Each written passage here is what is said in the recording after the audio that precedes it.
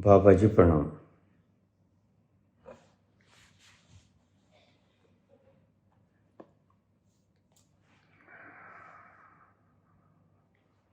प्राचीन ग्रंथों में दुर्वासा ऋषि का बहुत जिक्र होता है। दुर्वासा ऋषि एक ऐसे क्रोधी ऋषि जो किसी को भी श्राप दे देते हैं, कितना भी बलि क्यों ना हो।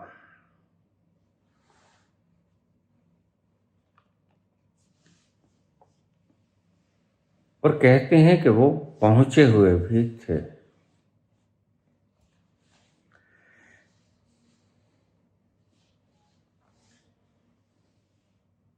बाबा कृपा करके हमें बताने का कष्ट करें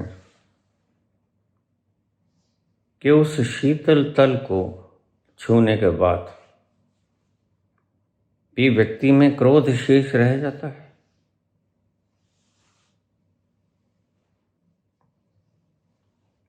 फिर वह किसी को श्राप क्यों देता है?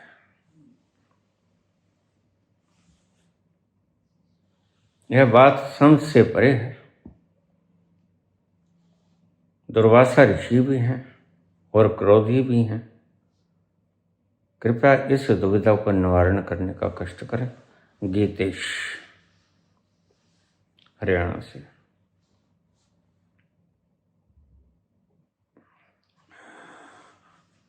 अति सूक्ष्म प्रश्न है, समझने की चेष्टा करें।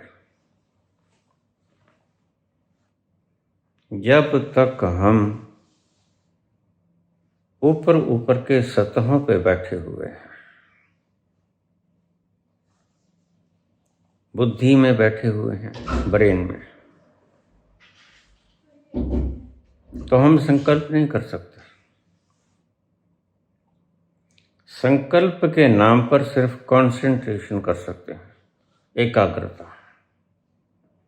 एकाग्रता और संकल्प में बहुत विशाल अंतर है।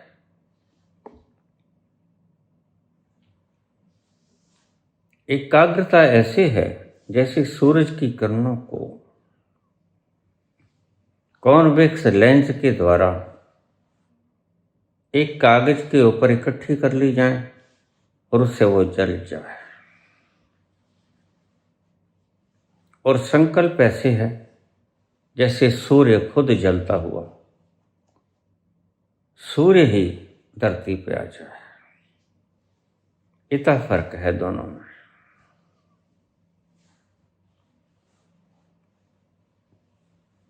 ध्यान से सुनना, एक शब्द को ध्यान से सुनना।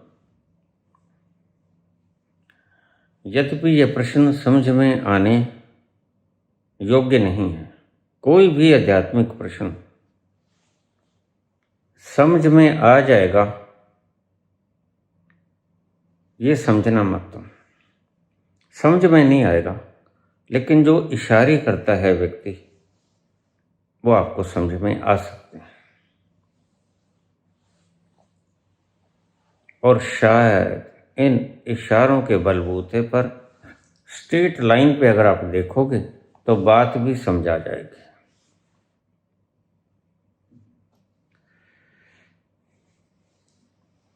ऐसा समझो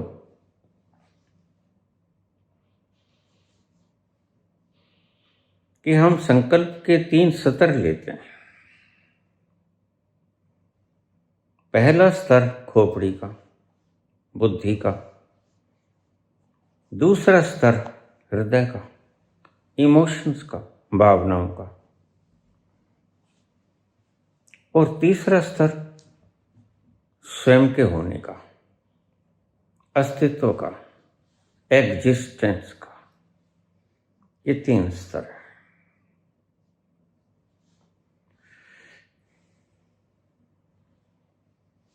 बुद्धि की कॉन्सेंट्रेशन, बुद्धि का संकल्प,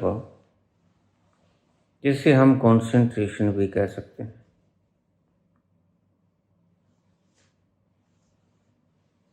वह कोई ज्यादा गहरा नहीं होता। बल तो होता है उसमें, लेकिन ज़्यादा घनीभूत बल नहीं होता। बुद्धि जब संकल्प लेती है वह बड़ा उथला उथला सा होता है। जैसे आप प्रण कर लिया आपने कि मैं आज के बाद शराब नहीं पीऊंगा, यह प्रण आपने बुद्धि से लिया। अगर तो ज्यादा संभावना है कि आप डोल जाओ,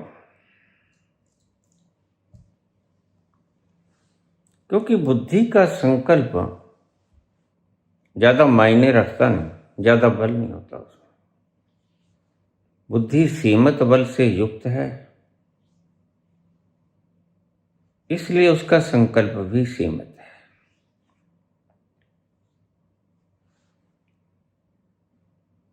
अब थोड़ा गहरे चलें।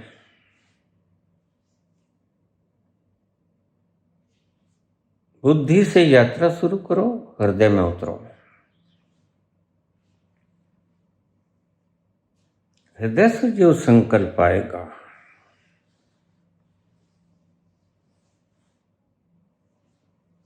उसमें आवाज कम होगी, भावना ज्यादा होगी। वो बुद्धि के संकल्प से ज्यादा गहरा होगा। तुमने कभी देखा, अगर कोई आपके सामने व्यक्ति क्रूर काम कर रहा है तो आपकी बुद्धि उस व्यक्ति को कहती है कि तुझे लज्जा आनी चाहिए, शर्म आनी चाहिए। ऐसा ऐसा कुछ बोलकर बुद्धि शांत हो जाती है। लेकिन हृदय थोड़ा गहरा है। जब वो देखता है किसी बकरे को कटते, किसी मुर्गे को कटते,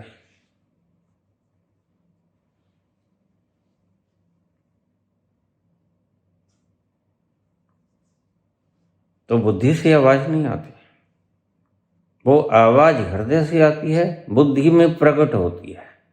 इन शब्दों को ठीक से समझ लेना।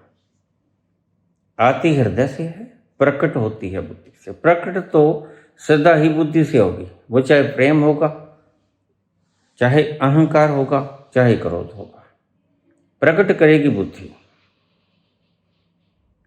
चाहे बुद्धि के तल से बोला गया हो, चाहे हृदय के तल से बोला गया हो, प्रकट करेगी बुद्धि।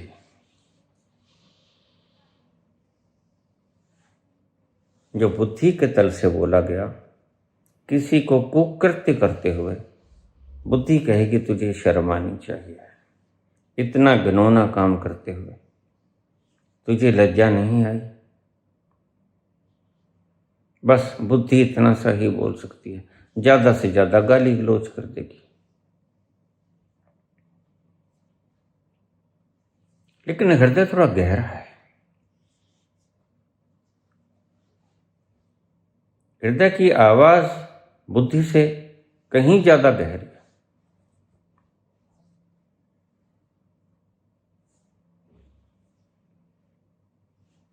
बुद्धि भी रोती है, लेकिन उस रोने का ज्यादा प्रभाव नहीं पड़ता। हृदय भी रोता है, लेकिन उसका प्रभाव बुद्धि से अनंत गुना ज्यादा होता है। हृदय जब रोता है तो बुद्धि की चूलें हिल जाती हैं।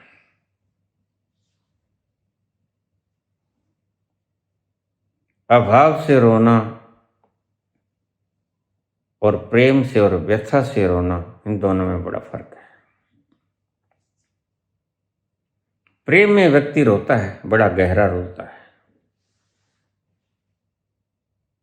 बुद्धि से व्यक्ति रोता है, अभाव से रोता है, या किसी और कारण से रोता है, दर्द से रोता है, वह इतना गहरा नहीं होता। बुद्धि से ज्यादा गहरा हृदय है। संकल्प हृदय से भी आता है, संकल्प बुद्धि से भी आता है, लेकिन बुद्धि के संकल्प से हृदय का संकल्प कहीं ज्यादा शक्तिशाली होता है।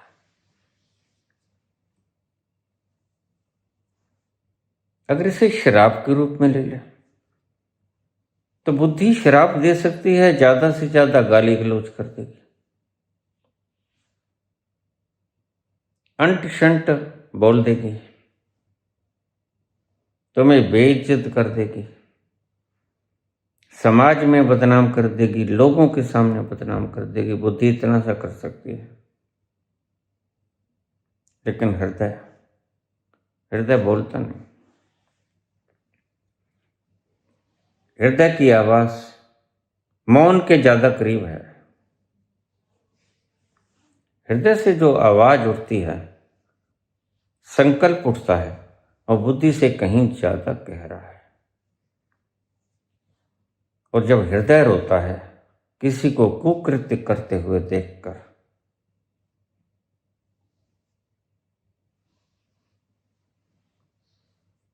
तो उसके संकल्प में गहराई बहुत ज्यादा होती है।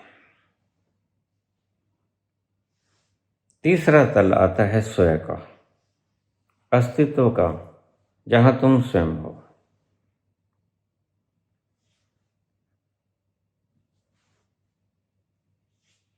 वह परम संकल्प की स्थान है, वहां तुम स्वयं विराजमान हो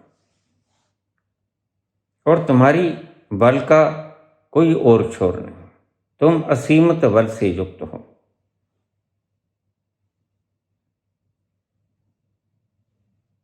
तुम असीमित प्रेम से भी युक्त हो, क्योंकि तुम्हारे भीतर दोनों चीजें असीम हैं। ऊर्जा भी असीम है और चेतना भी असीम है। ये दोनों चीजों का संग्रह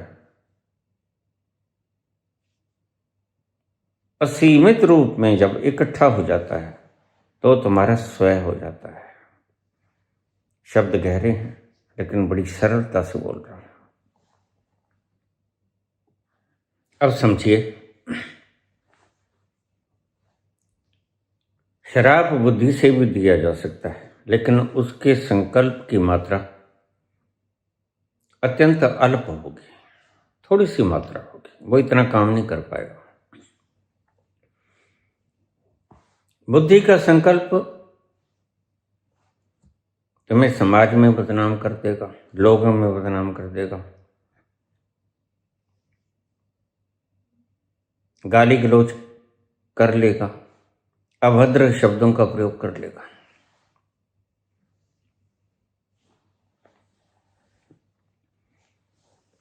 उससे तुम्हारा कुछ ज्यादा बिगड़ता है, उससे गहरा हृदय का संकल्प। एक बात ध्यान में रखना, जूं जूं तुम बुद्धि से भी बाहर भटकोगे, ज्यों ज्यों तुम बुद्धि से भी बाहर भटकोगे, तुम करीब करीब संकल्पहीन अवस्था में आ जाओगे। और आज ऐसे ही धरती हो गई है। बड़े दुख की बात है कि धरती का प्रत्येक मानव आज बाहरी चीजों में व्यस्त है, व्यग्र है उन्हें पाने के लिए। तो उसकी सारी शक्ति बाहर बिखरी हुई है, खिंडी हुई है।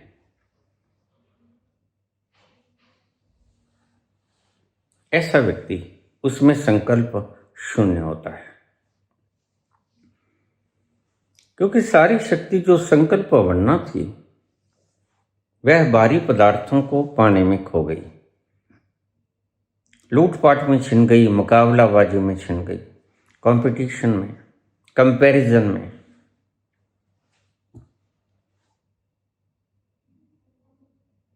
सूचनाओं को इकट्ठा करने में या पदार्थों को इकट्ठा करने में, पदवियों को इकट्ठा करने में,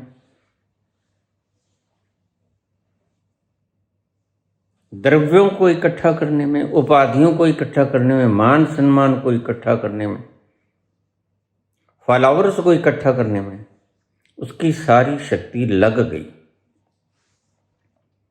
शेष क्या बचा? शून्य। जो व्यक्ति बाहर से संबंधित होगा,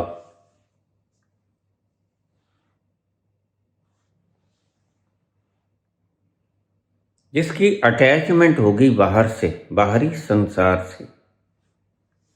एक एक शब्द को ध्यान से सुनना। जिसकी अटैचमेंट होगी बाहर के संसार से,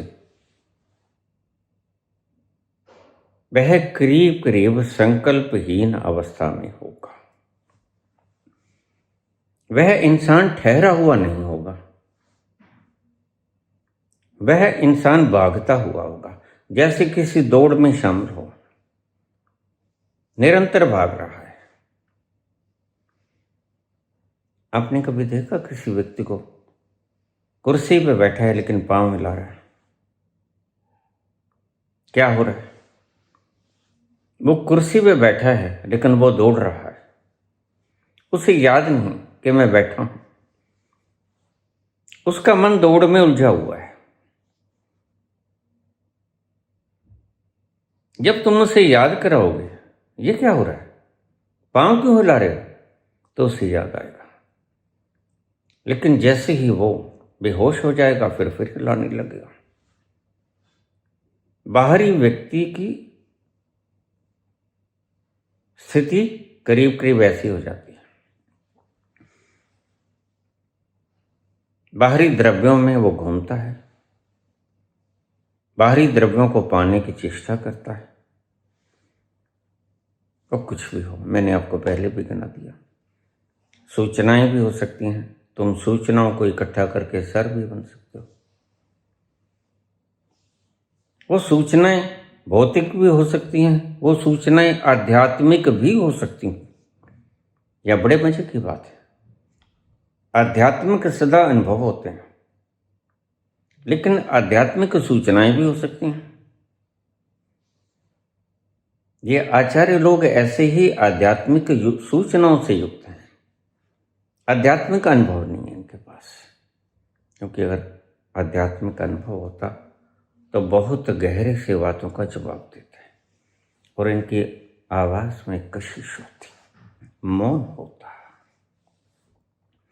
खुमारी में होता, आनंद भी होता, खिलावट भी होती, खुशबू भी आती।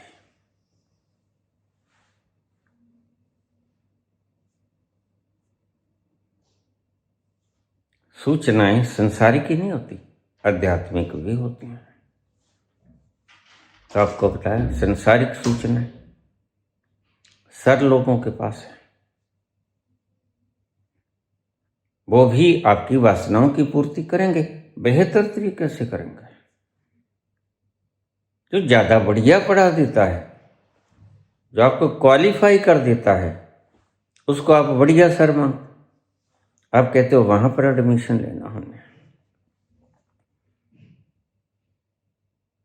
और जिसका रिजल्ट कुछ ज्यादा बढ़िया नहीं आता, उसको आप कहते हो नहीं उसका रिजल्ट बढ़िया नहीं आया, वो ज्यादा अच्छा सर नहीं है। दोनों के पास सूचनाएं हैं, बस प्रकट करने के ढंग किसी के ज्यादा अच्छे हैं, किसी के थोड़े कम, किसी के प्रभावहीन हैं। ऐसे ही अब बाहरी बात करूं, अभी मैं भीतर में प्रवेश किया हूं, अभी हृदय के तल तक खड़ा हूं मैं। ऐसे ही आध्यात्मिक सूचनाएं भी होती हैं। कुछ वेद से इकट्ठा कर लिया, कुछ उपनिषद से इकट्ठा कर लिया, कुछ खट दर्शन से इकट्ठा कर लिया।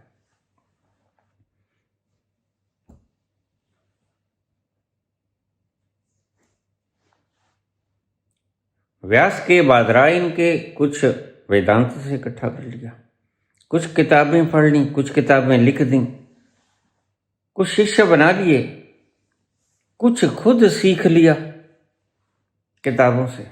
लेकिन ये बाहरी ज्ञान है, किताबों से सीख लिया तो भी बाहरी,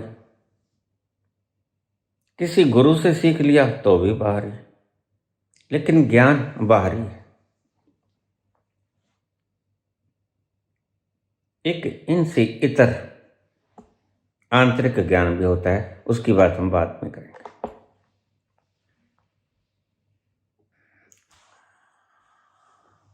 मैंने 2 तल गिलाए, एक बुद्धि का तल, एक हृदय का तल। लेकिन ये दोनों तल शरीर के तल हैं, क्योंकि बुद्धि और मस्तिष्क तथा हृदय ये आपस में कनेक्टेड हैं। हृदय दुखी हो तो बुद्धि सुखी नहीं रह सकती, और बुद्धि दुखी हो तो हृदय सुखी नहीं रह सकता। ये इंटरकनेक्टेड हैं दोनों। अगर कोई गम हो गया बुद्धि को, कोई फिक्र हो गया, तो हृदय भी वैसे ही काम करेगा। हार्ट बीट बढ़ जाएगी, घट जाएगी। ऐसा कह सकते हो शरीर और मन ये आपस में दो नहीं है, एक है। मन शरीर का सूक्ष्म हिस्सा है और शरीर मन का स्थूल हिस्सा है। मन भी और बुद्धि भी दोनों संकल्प पैदा करते हैं। बुद्धि थोड़ा सा कम घनत्व का संकल्प और मन थोड़ा सा ज्यादा घनत्व का संकल्प पैदा करता है। बुद्धि का संकल्प उथला उथला सा, मन का संकल्प गहरा गहरा सा। यहां तक समझ आ गई आपको? आप सभी को समझ आ गई? चलो हम आगे चलते हैं। यहां तक था संसार,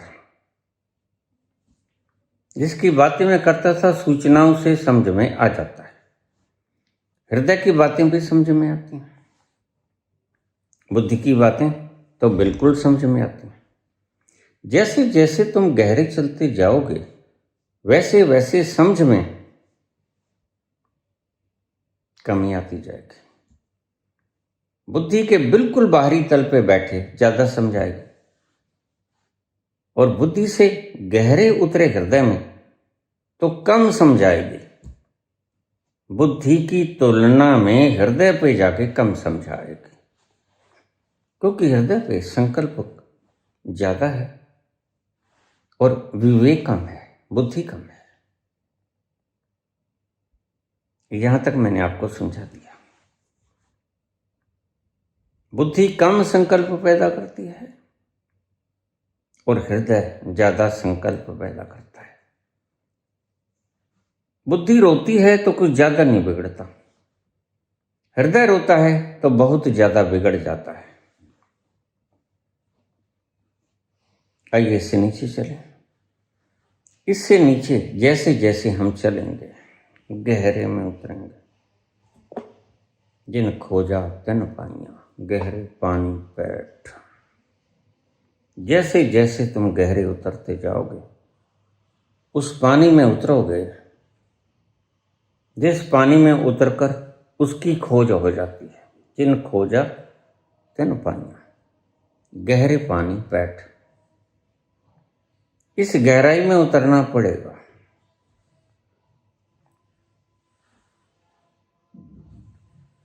और तुम जैसे जैसे गहराई में उतरोगे वैसे वैसे तुम्हारी संकल्प की मात्रा बढ़ती जाएगी। बुद्धि का किया हुआ संकल्प कुछ गुल खिलाए या ना खिलाए, हृदय का किया हुआ संकल्प कुछ गुल तो खिलाएगा। लेकिन जैसे जैसे तुम अंदर चलते जाओगे वैसे वैसे संकल्प गहरा होता जाएगा और वैसे वैसे गुल ज्यादा खिलेंगे। फिर तुम एक ऐसे तल पर आ जाओगे जहां से श्राप भी आता है, वरदान भी आता है, दोनों चीजें आती। सिर्फ श्राप ही नहीं दिया, दुर्वासा ने वरदान भी बहुत दिया है। वरदानों का जिक्र नहीं, श्रापों का जिक्र है। और वरदान भी वैसे ही संकल्प से आते हैं, उतने ही संकल्प से आते हैं। किसी भी बात को सत्य करना हो तो संकल्प आवश्यक है। बुद्धि के तल पर संकल्प कम है तो तुम्हारी कही हुई गलत बात भी कम और अच्छी बात भी कम मायने रखोगे, उसमें बल कम होगा। हृदय के तल पे कही गई खुशी की बात या दुख की बात, बिरहा की बात ज्यादा फलीभूत होगी, ज्यादा फल लेके आएगी। और जैसे जैसे हम गहरे उतरेंगे, हम और गहरे उतरते जाएंगे तो संकल्प हमारा गहरा होता जाएगा, यानी कि हम ज्यादा शक्ति संपन्न हो जाएंगे, चेतना और शक्ति ज्यादा हो जाएगी हमारे।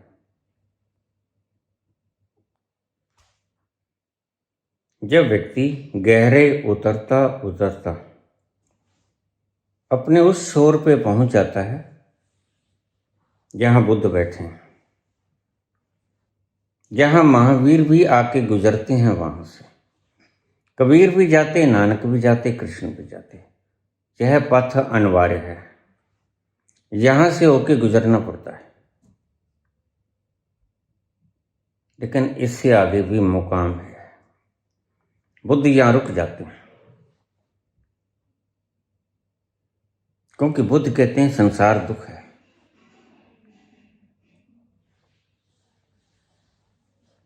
और इस दुख के दूर करने का उपाय है। और बुद्ध कहते हैं कि इस दुख के दूर करने के उपाय को ही मार्ग कहते हैं। जब तुम्हारा दुख दूर हो जाएगा, तुम्हें क्या मिलेगा? चैन मिलेगा, शांति मिलेगी, सुकून मिलेगा।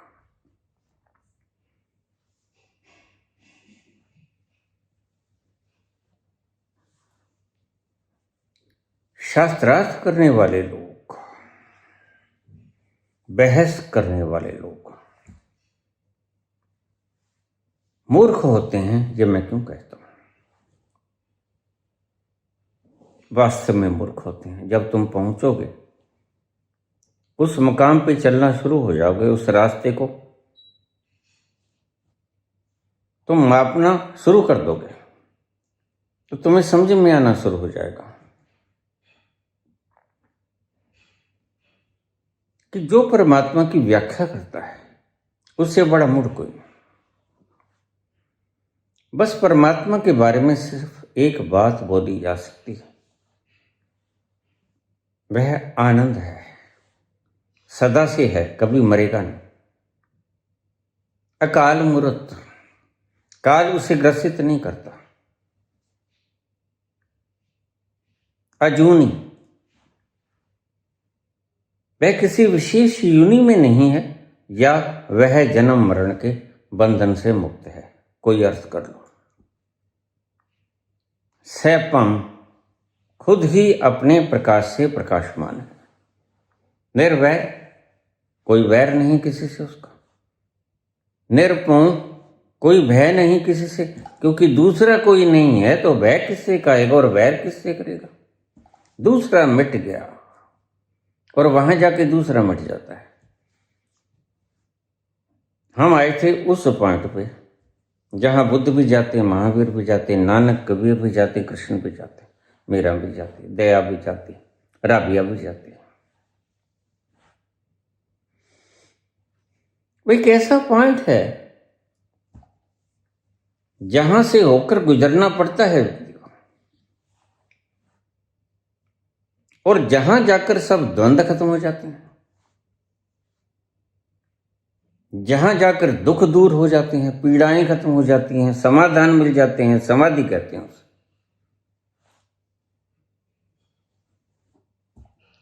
लेकिन मैं तुमसे कह दूं, यह अंतरिम स्थिति नहीं है, मुकाम इससे आगे भी है। कोई यहां रुक जाए तो रुक जाए। उसने आखिरी तत्व पा लिया। उसने वो इल्यूजन जिस कारण से था वो गांठ खोल ली। गांठ क्या थी इल्यूजन की? हु एम आई, मैं कौन? यह बुद्ध ने खोज ली। मैं कौन हूं? मैं शरीर नहीं हूं, मैं विचार नहीं हूं, मैं मन नहीं हूं, मैं इनसे पार हूं। यही गांठ दर्द का कारण होती है, पीड़ा का कारण होती है, दुख का कारण होती है। और बुद्ध ऐसे व्यक्ति हैं कि बुद्ध ने जब घर छोड़ा तो ये पाया कि दुनिया सारी दुख है। कहीं ऐसा कोई मुकाम नहीं जहां तुम्हारा दुख दूर हो जाए। चाहे तुम्हारे पास हीरे जवाहरात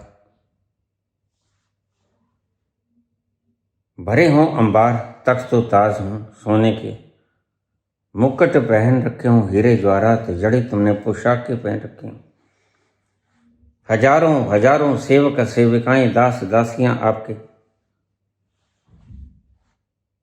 अनुचरों की तरह काम करते हैं। आपका एक इशारा और आपकी हर इच्छा पूरी। लेकिन ये सब कुछ होते हुए ये तो इंद्र के पास भी है। जो मांगता है वो मिल जाता है, लेकिन क्या इंद्र मुक्ति मांगेगा मिल जाएगी? नहीं मिलेगी। इंद्र भी दुखी है, इंद्र भी भय से कांपता है। उसका तख्त भी हिलता है जब कोई विश्वामित्र बैठता है तप करने के लिए। वह डरपोक है। अक्सर राजा डरपोक ही होते हैं। बा मुश्किल से मिली गद्दी कोई छीन ना ले, और छीनेगा तो अपना करीबी छीनेगा। सबसे ज्यादा निगाह उसकी अपने करीबी व्यक्ति पर होगी, कहीं ये ना छीन ले, क्योंकि ये व्यक्ति सब राज जानता है। उसी से होता है डर। तो इंद्र कितना भी शक्तिशाली हो, कितना भी सुखी हो, बुद्ध सुखी तो बहुत है। और वो सुख सुविधाओं के हैं, ये ध्यान रखना। सुख और सुविधा में फर्क है। तुम जिन्हें सुख कहते हो वो सुविधाएं हैं। अच्छे पलंग हैं, सोने की टॉयलेट्स हो सकती हैं, सोने के बिस्तर हो सकते हैं, अच्छे डनलप के पिलोस हो सकते हैं, सुनहरी कारें हो सकती हैं, सोने की पोशाकें तुम डाल सकते हो। लेकिन इतना कुछ होते हुए भी अगर तुम्हारा मन ज्वालाओं से जल रहा है तो फिर उस सोने का क्या फायदा है, सिंहासनों का क्या फायदा? रात को नींद नहीं आती। परमात्मा ने अपनी सब नियामतें खींच ली। परमात्मा ने नींद दी थी, उसने छीन ली। परमात्मा ने भूख दी थी, उसने छीन ली। परमात्मा ने चैन दिया था, उसने छीन लिया। फिर तुम्हारे पल्ले क्या रह गया? सुविधाएं रह गई पदार्थों की।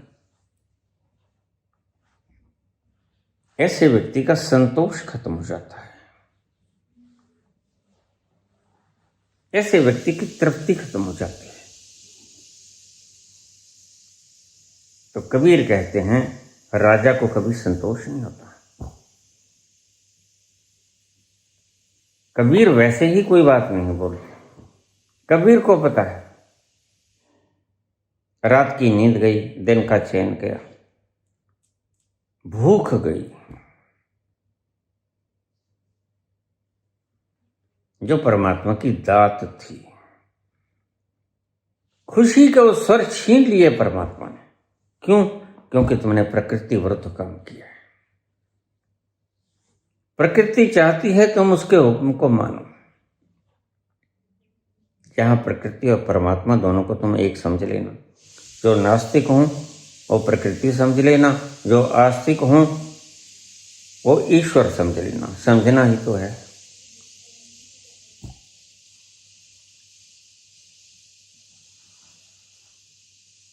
कबीर कहते हैं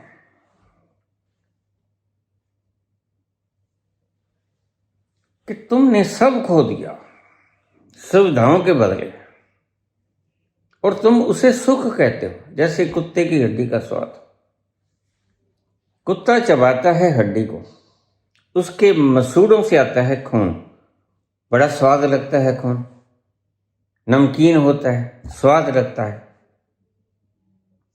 वो कहता है वाह क्या बात है, लेकिन उसे पता नहीं होता कि ये खून उसके स्वयं के शरीर का खून है।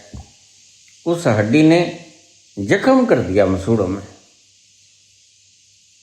और यही खून उसकी जीवा के टेस्ट बड्स को जब लगता है तो वो कहता बड़ा प्यारा, बड़ा मीठा, बड़ा शानदार, रसपूर्ण है, झूमने लगता है। ऐसे ही तुम संसार के रसों को भोगते हुए इन्हें सुख कह देते हो, जबकि ये सुख नहीं है, ये मात्र सुविधाओं के साधन के कारण है।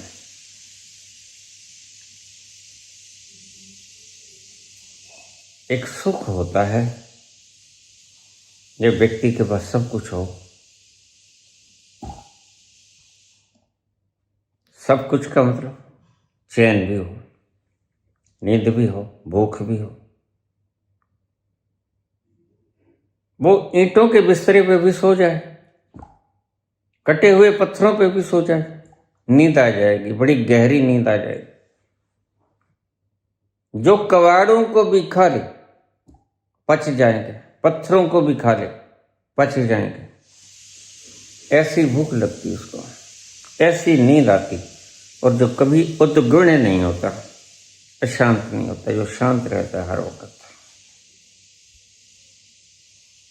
वह तृप्त है। और तृप्त व्यक्ति अगर ऐसा है तो ऐसा समझ लेना कि वह उस मकान पे पहुंचा हुआ व्यक्ति है। बाहर के लिबासों को मत देखना, फटे हैं,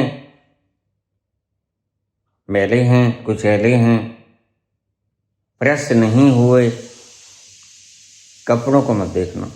बहुत से लोग कपड़ों को ही देखते फिरते हैं। कपड़ों से कोई पहचान नहीं आती किसी की।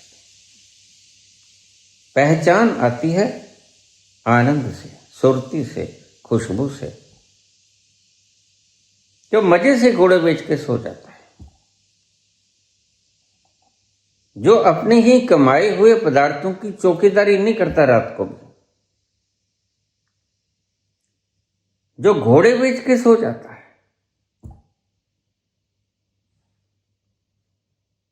और जो खाता है वो भस्म हो जाता है।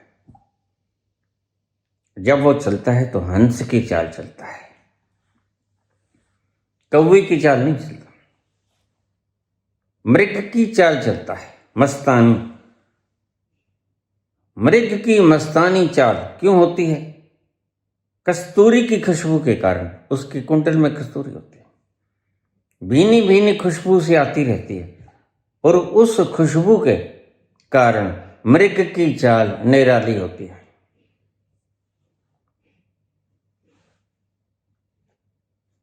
हंस की चाल कितनी प्यारी होती है। क्यों होती है? क्योंकि शांत होते हैं। मृग शांत है, हंस शांत है, ठहरा हुआ है।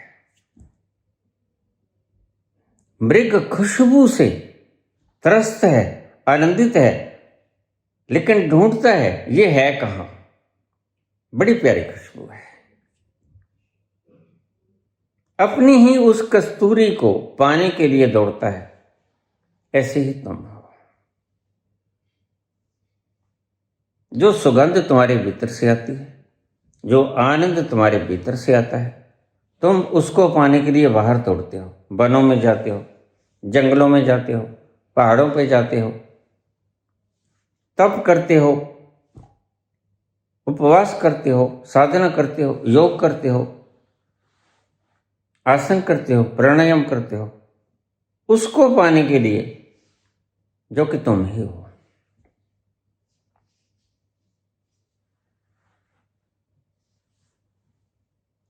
सुख, बुद्ध कहते हैं जहां सुख मिल जाए तुम्हें वहां ठहर जाना, स्वाभाविक तुम ठहर भी जाओगे। तो बुद्ध यहां रुक जाते हैं। बुद्ध कहते हैं कि संसार दुख है, ठीक भी है। बुद्ध को जैसे ही मुकाम मिला, बुद्ध ने बहुत से गुरु बदले, अनार कालाम बदला,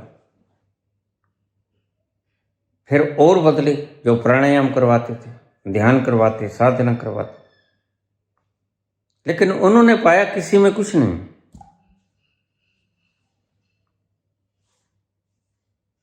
फिर उन्होंने सब छोड़ दिया। बोधि वृक्ष के नीचे बैठे, पीपल।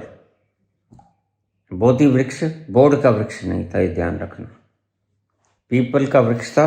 बोधि वृक्ष उसे तो कहा गया कि वहां बुद्धत्व का जन्म हुआ था, बोध हुआ था, इसलिए उस पीपल के पेड़ का नाम बोधि वृक्ष रखा गया। वहां बुद्ध की घटना घटी थी। वहां बैठ जाते हैं, फिर व्रत करते हैं, उपवास करते हैं, 49 दिन तक व्रत करते हैं। महलों में खा तो बहुत लिया था, तो सोचा कि खा तो बहुत लिया लेकिन खाने से तो मिला नहीं। बड़े स्वादिष्ट पदार्थ खा लिए लेकिन मिला नहीं। भरपूर चैन की नींद सोया लेकिन मिला नहीं। अब जाग के ही देख लो, भूखे रह के देख लो, क्या बिगड़ता है? अगर वैसे नहीं तो ऐसे तो मिल जाएगा, लेकिन ना ऐसे मिला ना वैसे मिला। न ज्यादा सोने से मिला, ना ज्यादा लग्जरियस लाइफ से मिला, और ना ज्यादा कठोर तप से मिला, ना जागने से मिला, ना उपवास से मिला, ना भूखा रहने से मिला, ना भूख से मिला, ना त्याग से मिला। बुद्ध कहते हैं मध्य मार्ग। ना भूख से मिलेगा, ना त्याग से मिलेगा, मध्य मार्ग। बुद्ध का मार्ग था मध्य मार्ग। और कृष्ण इस बात का जिक्र करते हैं, आहार विहार, युक्त आहार विहारस्य। बात एक ही है दोनों की। सभी संत उस मुकाम पर पहुंचे जहां दुख मिट गया। सभी संत उस मुकाम, दूसरी बार बोल रहा हूं, सभी संत उस मुकाम पर पहुंचे जहां दुख मिट गया। वो चाहे बुद्ध थे, पतंजलि थे, या याज्ञवल्क्य थे, या कृष्ण थे, या कबीर थे, नानक थे, दया, मीरा,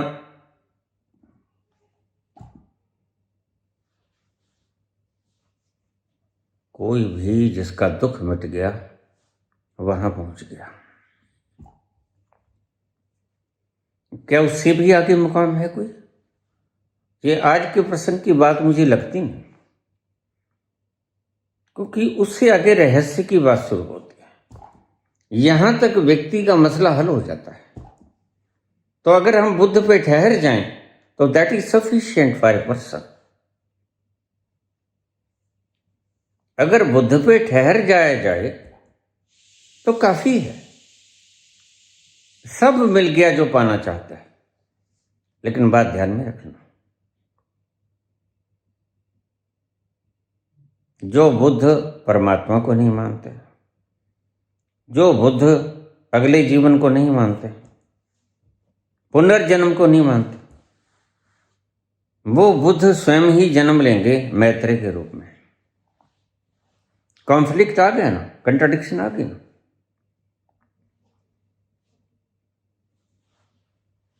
लेकिन बुद्ध कुछ भी कहें, माने कुछ भी,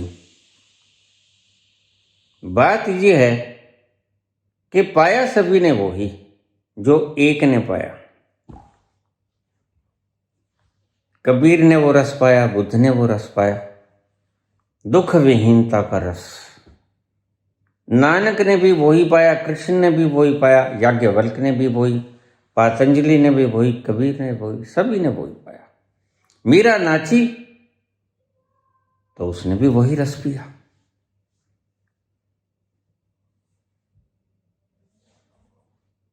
इस पॉइंट से गुजरना पड़ता है,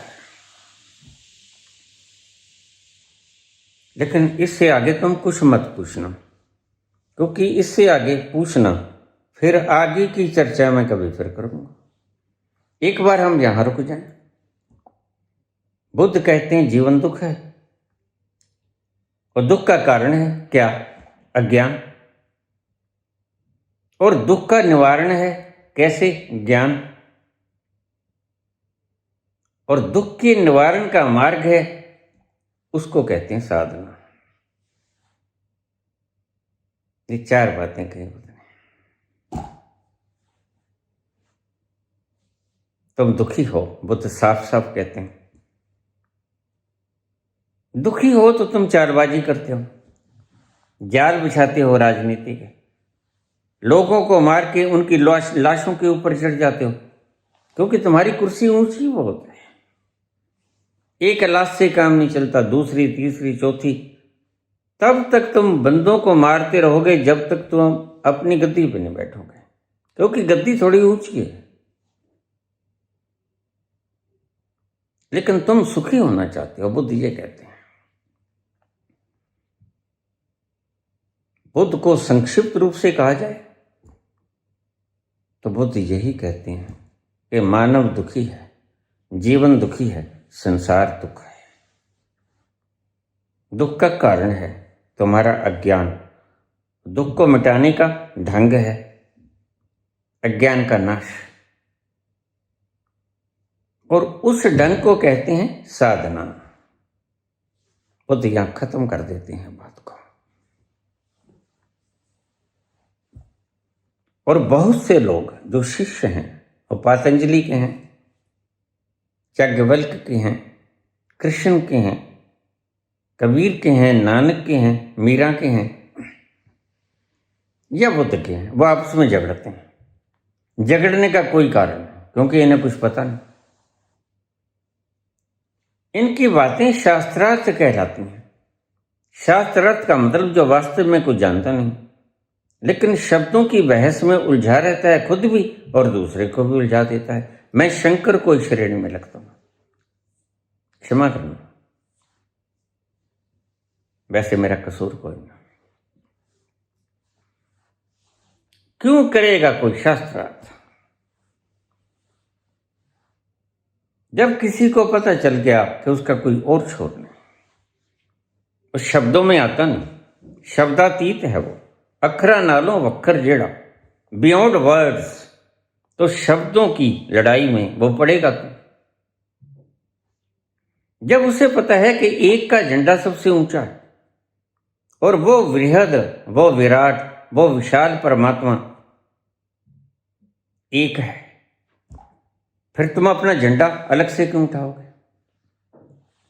क्या तुम परमात्मा से बड़े होने का यत्न करते हो? बहुत से राजनीतिक हैं जो अपने आप को अवतार घोषित करने की जिद पे अड़े हुए थे, और भ्रम टूटा उनका। उनकी इच्छा थी कि उनको अवतार घोषित कर दिया जाए, लेकिन घोषणा करने से, किसी मुर्गे को घोषित कर दिया जाए कि वो हंस बन गया, क्या वो हंस बन जाएगा? घोषित करने से तो कुछ नहीं होता, होने से होता है जो कुछ होता है। मुर्गा वास्तव में हंस बन जाए तो हंस हुआ, घोषणा करने से कुछ नहीं होता। यहां सब आते हैं, इस तल पर सभी आते हैं, जिसे मैं बुद्ध का तल कहता हूं। बुद्ध का तल क्यों कहता हूं? कि बुद्ध यहां आके रुक जाते हैं, महावीर नहीं रुकते। महावीर इससे आगे निकल पड़ते हैं। इसलिए बुद्ध को मात्र 6 साल लगे, महावीर को 12 साल से ज्यादा लगे। महावीर को 12 वर्ष 6 महीने 15.5 दिन लगे, अगर बिल्कुल एक्यूरेट देखा जाए तो। दोपहर के वक्त उन्हें ज्ञान हुआ। 12 वर्ष 6 महीने 15 दिन और दोपहर की बेला 15.5 दिन समझ लो। यह बिल्कुल सही वक्त है, करीब करीब बुद्ध से दुगना। उसमें ब्रह्मचर्य भी था, तप भी था, साधना भी थी, मौन भी था, सब बीच में आ गया। इतने समय में उन्हें कैवल्य की प्राप्ति हो जाए। बाकी 6 साल उन्होंने क्या किया? 6 साल में वो भी वहीं पहुंच गए थे। दोनों की तीव्रता वही थी, उत्कंठा वही थी, गति वही थी। करीब करीब उतने ही वक्त में दोनों पहुंच गए थे उस तल पे। फिर महावीर को 6 साल और क्यों लगे? क्योंकि महावीर उससे आगे चला है। इस प्रसंग को हम यहीं छोड़ दें। बस इतना सा तुम्हें इशारा करना चाहता था कि बुद्ध से आगे भी मार्ग है। उसे रहस्य का मार्ग कहते हैं, जिसपे याज्ञवल्क्य निकलते हैं, उपनिषद, जिसपे कृष्ण निकलते हैं।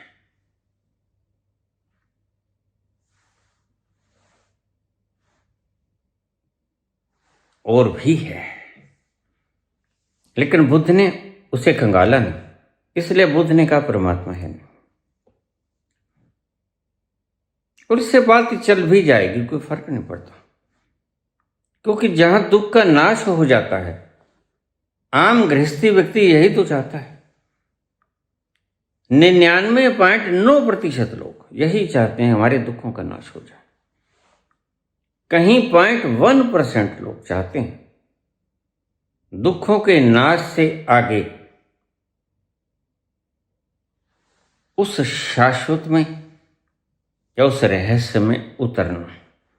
इसलिए रहस्यवादी बहुत ज्यादा नहीं मिलेंगे तुम्हें, कोई बिरला बिरला मिलेगा। बुद्ध के तल पर पहुंचे हुए बहुत से लोग मिलेंगे, रहस्यवादी व्यक्ति कोई बिरला बिरला होगा।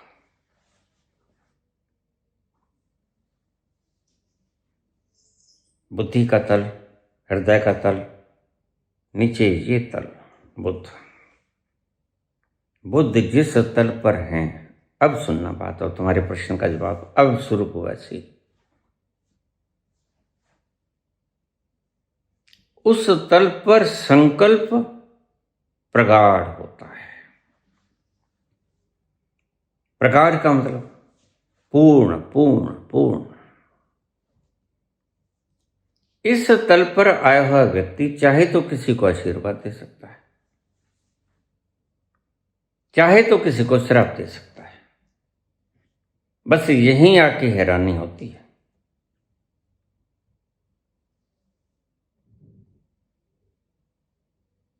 पहुंच जाते हैं जहां बुद्ध भी, लेकिन उनके ऊपर व्यक्ति थूक जाता है, वो श्राप नहीं देते।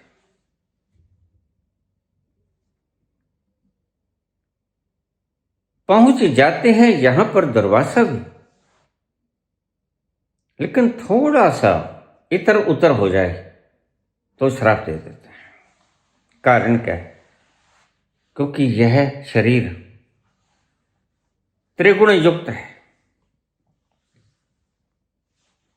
बुद्ध करीब करीब इस त्रिगुण युक्त शरीर से परे रहते हैं, इसलिए इतने शांत और शीतल नजर आते हैं। उनका ज्यादा वक्त अपने तल पर बीतता है, जहां कोई दुख नहीं, कोई रोग नहीं, कोई कष्ट नहीं, कोई दरिद्रता नहीं, कोई अभाव नहीं, जहां सब है, भरा पूरा है, कोई कमी नहीं। तो बुद्ध कहते हैं बस परमात्मा की कोई जरूरत नहीं, ठीक भी है। यहां पर आने वाले व्यक्ति को जब कोई अभाव नहीं, कोई कष्ट नहीं, कोई दर्द नहीं, कोई दुख नहीं, तो परमात्मा की आवश्यकता क्या है? लॉज आर सफिशिएंट, नियम काफी हैं। बिल्कुल ठीक है, यहां आकर नियम अपना काम करेंगे। जरा भी गलती नहीं है। बुद्ध के मार्ग तक प्रत्येक व्यक्ति को आना ही पड़ता है। It's a necessary step. सभी आते हैं यहां तक, लेकिन बुद्ध ठहर जाते हैं। ठहरते क्यों हैं? थोड़ा सही भी बता दो। करुणावश ठहरते हैं। अगर आगे जाऊंगा तो पता नहीं कितना मार्ग है। मार्ग वो जानते हैं अच्छी तरह से, क्योंकि जो वहां पहुंच गया एक जीने से पर्दे के पीछे, वो मार्ग दिखेगा, अभी रास्ता और है। लेकिन क्योंकि समस्याएं हल हो गई, समाधान हो गया, दुख दूर हो गया, सब दूर हो गया जो कष्टकारी था, तो यहां ठहरना उचित होगा। वो करोड़ों करोड़ों जलती हुई आत्माओं को अगर मैं उठ गया, एक अकेले व्यक्ति ने त्याग कर दिया, तो करोड़ों लोगों को शांति मिलेगी, और वो त्याग कर देते हैं। वो आगे जाने की चेष्टा नहीं करते। वो कहते हैं बस मैंने पा लिया, मैं इसका प्रचार करूंगा, इसका प्रसार करूंगा, क्योंकि मुख्य दुविधा ही है कि संसार दुख है और दुख का हल मेरा हो गया। आगे क्या है इसको मैं नहीं खंगालता। और देखो, मैं तुम्हें एक बात बता दूं, अगर कोई ना खंगाले तो बुद्ध से आगे की यात्रा व्यक्ति की यात्रा है भी नहीं। बुद्ध से आगे की यात्रा परमात्मा की यात्रा है, खुद ही चल लेगा। लेकिन बुद्ध को एक बार इस शरीर में जरूर आना पड़ेगा, फिर परमात्मा अपनी चाल से चलेगा। बस ये मजबूरी रह गई उसके लिए। वैसे शुद्ध है, बुद्ध है, शांत है, शीतल है, ठहरा हुआ है, भटकाव नहीं, कोई आग नहीं, कोई द्वंद नहीं। बुद्ध शीतल है, बुद्ध आनंद में है। लेकिन बुद्ध से आगे जो मार्ग हैं वो रहस्यात्मक है। लोग वहां क्यों जाते हैं? लोग जाते हैं, जो भी करुणा का एक कारण है। बुद्ध वहां उठ जाते हैं, ये भी करुणा का एक कारण है। अब दोनों को समझिए, लेकिन प्रश्न लंबा हो जाएगा। बुद्ध करुणा के सागर हैं। वो कहते हैं लोगों का दुख तो मिटा लें, दुनिया ही दुख है, संसार ही दुख है, और इस दुख को मैं समाप्त कर दूं क्योंकि मैं राज जान गया हूं, तो ये काफी है। तो भाग पड़ते हैं संसार में, सारनाथ में अपना प्रथम प्रवेशन करते हैं, और सारी उम्र यात्रा पे रहते हैं। कुशीनगर में आके प्राण त्याग देते हैं 80 वर्ष की उम्र में। 36 की उम्र में ज्ञान को प्राप्त हुए, 80 की उम्र में उन्हें प्राण त्यागा, और प्राण भी त्यागा। कुंतु लोहार ने उन्हें जहरीला मशरूम खिला दिया था। लेकिन उस तकलीफ से उन्हें जरा भी दर्द नहीं हुआ। शरीर को दर्द होता रहा, वो शरीर को दर्द होते हुए देखते रहे। अब मैं एक एक बात को बड़े गहरे से समझा रहा हूं। मेरा चूकना टूट गया था, मैंने वहां से एक वीडियो डाला जनता के हित के लिए, जिज्ञासुओं के हित के लिए, पिपासुओं के हित के लिए, कि देखो चूकना टूटा हुआ है, बड़ा दर्द है, भारी दर्द भी था, लेकिन दर्द अलग है और मैं अलग हूं। दर्द शरीर में है और मैं अपने आप में हूं। दोनों की स्थिति अलग है। दर्द शरीर में है, मैं आनंद में हूं क्योंकि मैं अपने आप में हूं और मैं शरीर नहीं हूं। मैं वहां से व्याख्यान किया, वो शायद वीडियो आपको आज भी मिल जाएगा।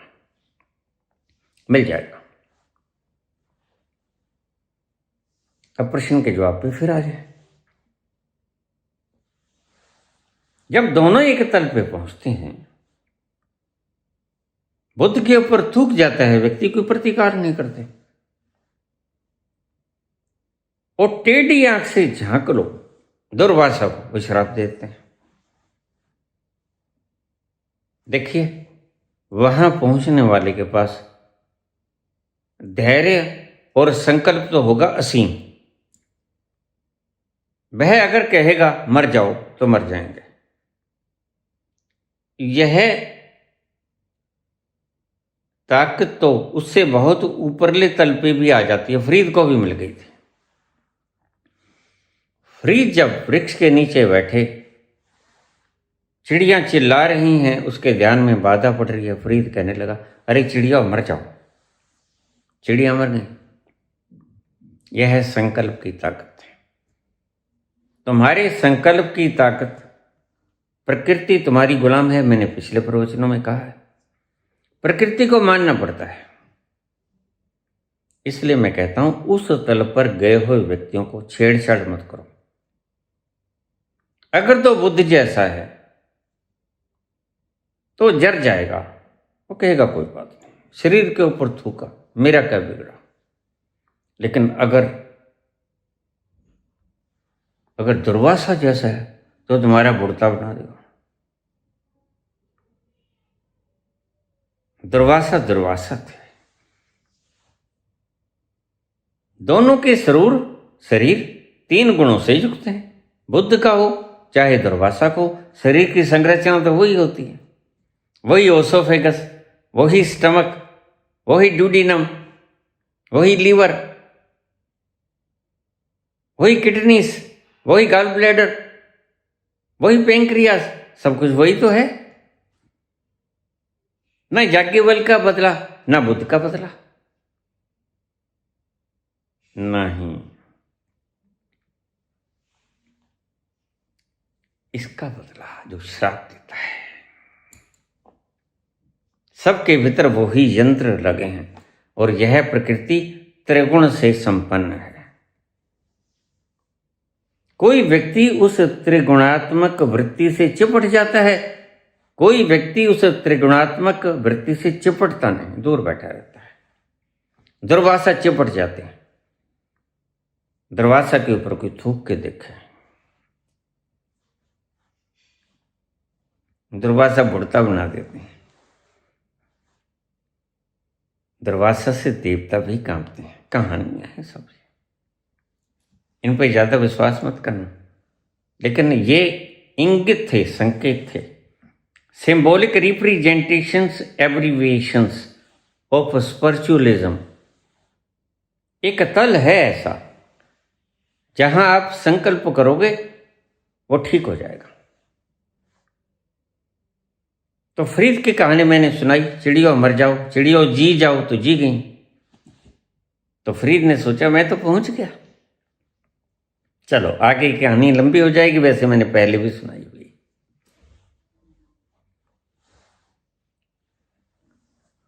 तो क्या करते हैं दुर्वासा? दुर्वासा जब किसी से कुपित होते हैं, क्रोधित होते हैं, हो तो बुद्ध भी सकते हैं, लेकिन बुद्ध का स्वभाव शांत है। दुर्वासा का स्वभाव शांत नहीं है।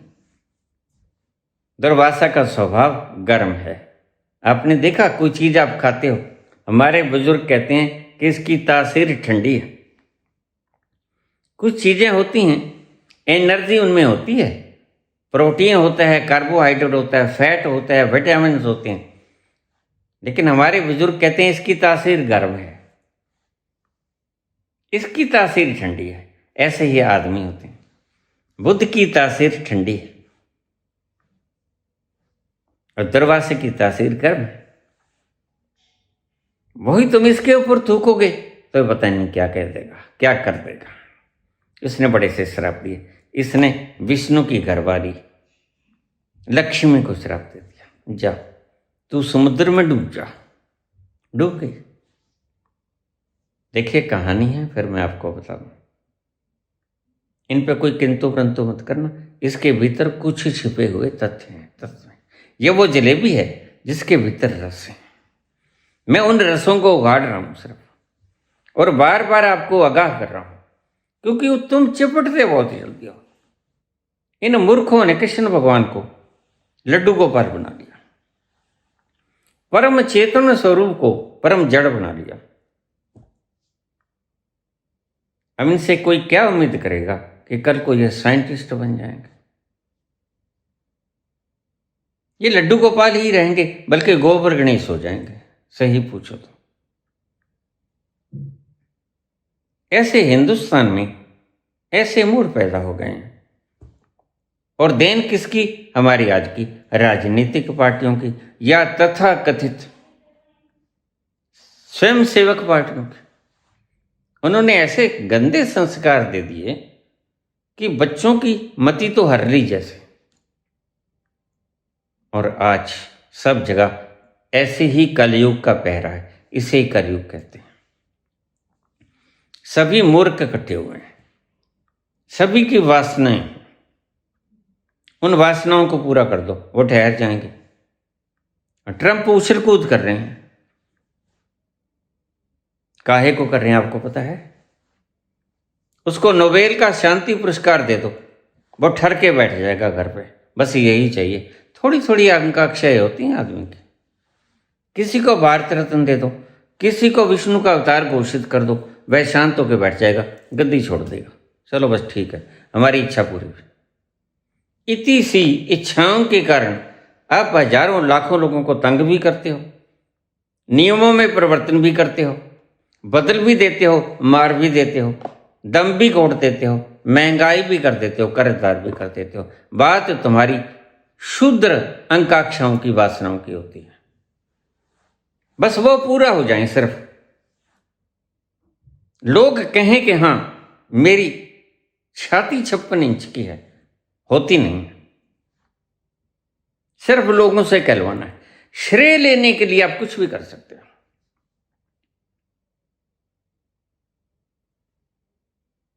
ऐसी मानसिकता आज लोगों की हो गई है। शीतल व्यक्ति है बुद्ध, उसके ऊपर थूक जाओ, अपना रुमाल निकालेगा, रुमाल निकाल के पूछ लेगा। बनते कुछ और भी कहना है, ये तो मैं समझ गया। ऐसे हैं बुद्ध। और अगर तुम थूक दोगे दरवाजा के ऊपर तो पता नहीं क्या कर देगा, और ठीक भी हो जाएगा। कहानियां हैं, बहुत सी कहानियां। 12 है श्राप जो दुर्वासा ने दिए, बड़े मशहूर हैं, लेकिन नाम क्या गिनाऊं? बस आपको मैंने बुनियादी तत्व समझा दिया। संकल्प घना है, बिल्कुल उसी मात्रा में जितना बुद्ध के भीतर है। देखिए, बुद्ध के पास आ जाती है कोई स्त्री, मेरा पुत्र जवान मर गया, इसको जिंदा कर दो। बुद्ध नहीं करेंगे। कर सकते हैं। आप कहोगे कमाल है, बुद्ध करना देते, इतना करना मान है, नहीं करेंगे। वो जानते हैं कि शरीर मरण धर्मा है।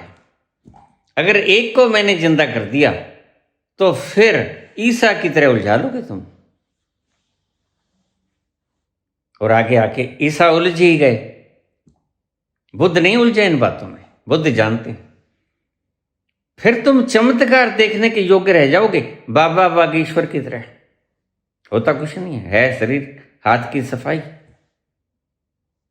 फिर तुम कहोगे बाबा चमत्कार दिखाएं, परमात्मा होता है तो। अरे भाई, परमात्मा होता है तो इतना बड़ा चमत्कार देखो। ये तारे, ग्रह, नक्षत्र, आकाश गंगाएं, ये यूनिवर्स, ब्रह्मांड,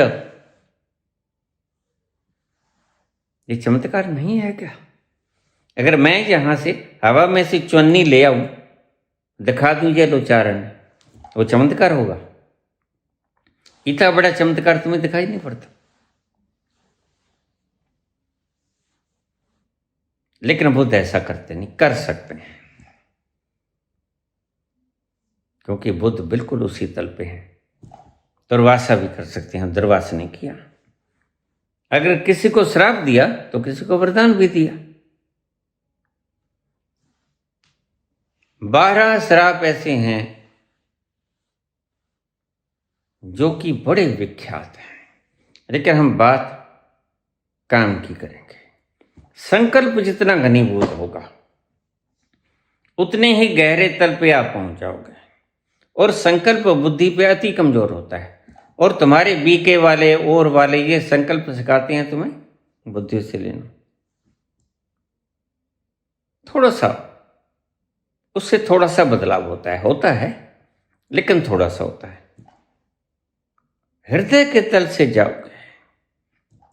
जैसे भक्त लोग हैं, भक्त कोई कुछ कह दे, उसका तल ज्यादा गहरा है, और ज्यादा तल गहरे का मतलब ज्यादा संकल्प, और गहरे का मतलब बहुत गहरा, अंतिम गहराई पे आ जाना, जहां बुद्धि चले गए थे वहां संकल्प बिल्कुल पूर्ण, वहां पूर्ण हो जाता है।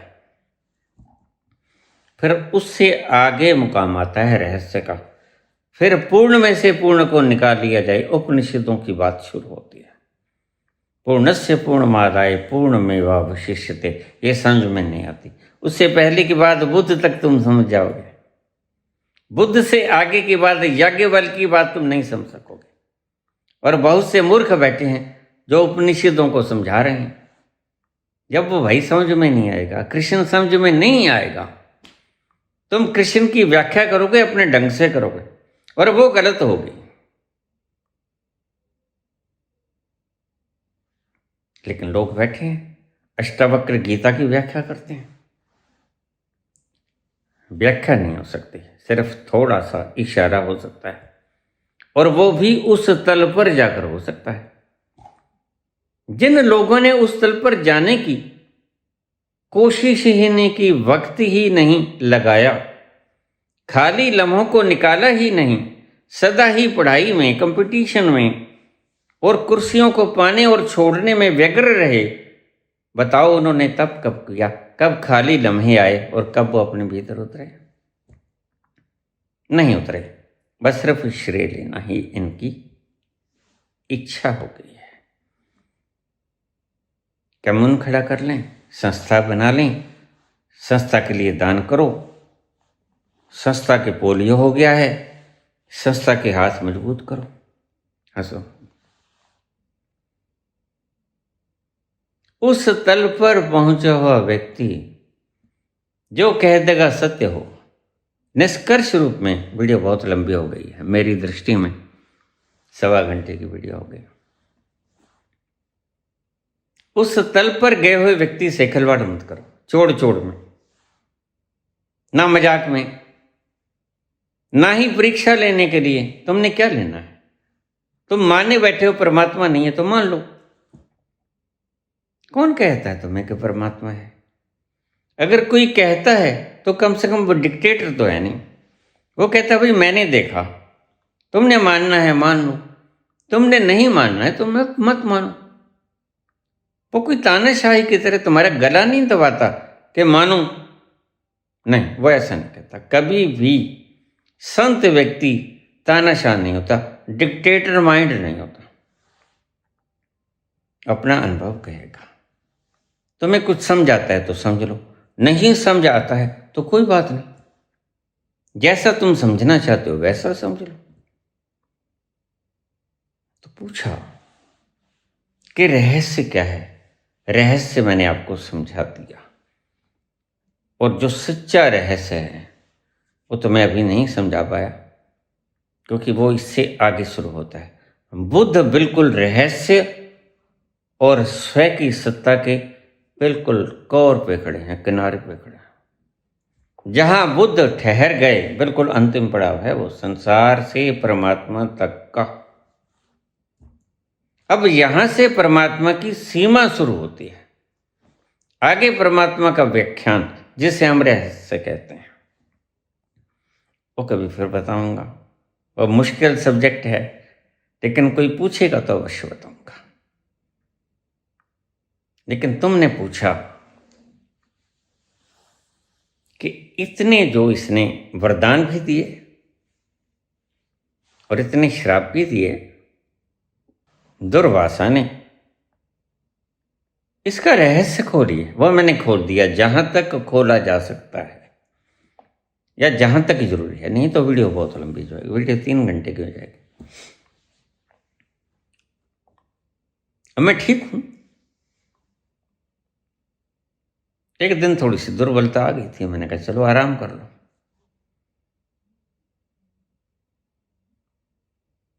ये है कारण। उस तल पर गए हुए व्यक्ति को छेड़छाड़ मत करना, तुम्हें कुछ मिलेगा नहीं, वो तुम्हें कुछ कहेगा नहीं। तुम उससे खुरापात मत करो। तुम बुद्ध के ऊपर थूक सकते हो, वो बड़े शीतल है, लेकिन दुर्वासा के ऊपर नहीं थूक सकते। वो तुम्हें लवे नहीं लगने देगा।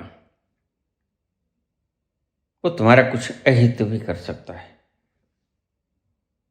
वैसे अहित नाम की चीज इस धरती पे होती नहीं।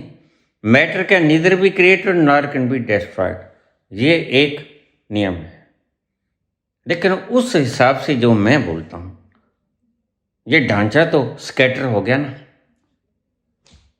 पदार्थ नहीं मरता, मैटर नहीं मरता, ये सारे अणु नहीं मरते, ये ठीक, लेकिन ढांचा तो मरता है ना।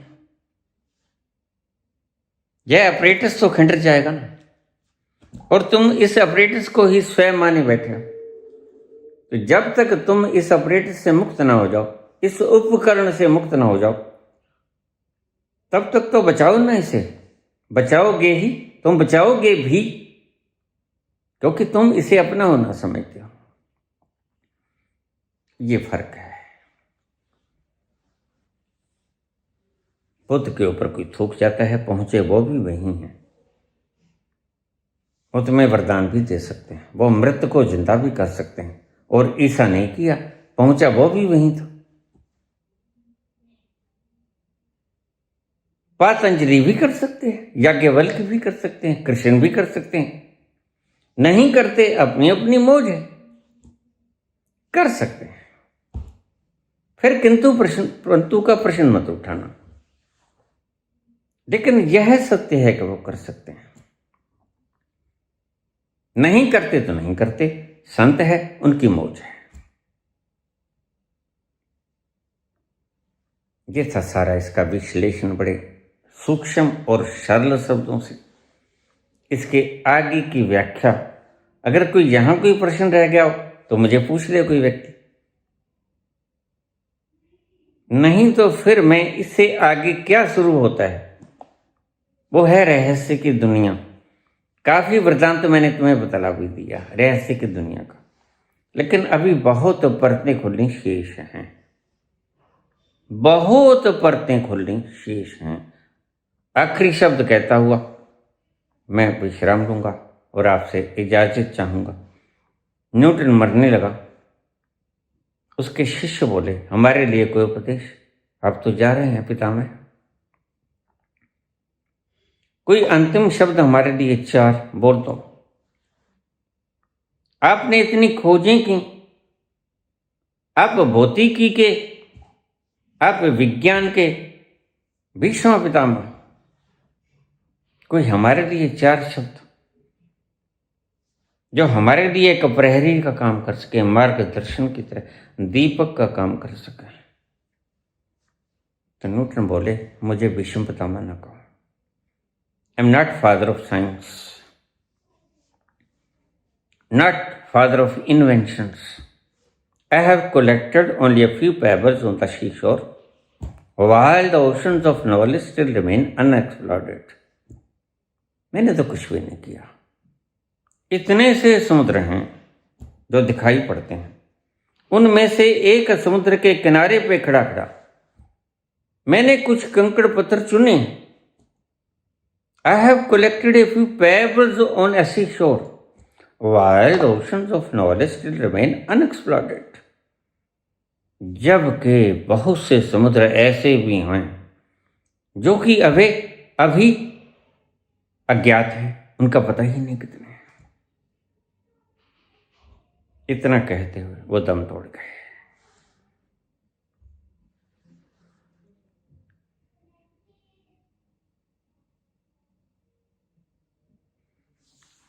धन्यवाद।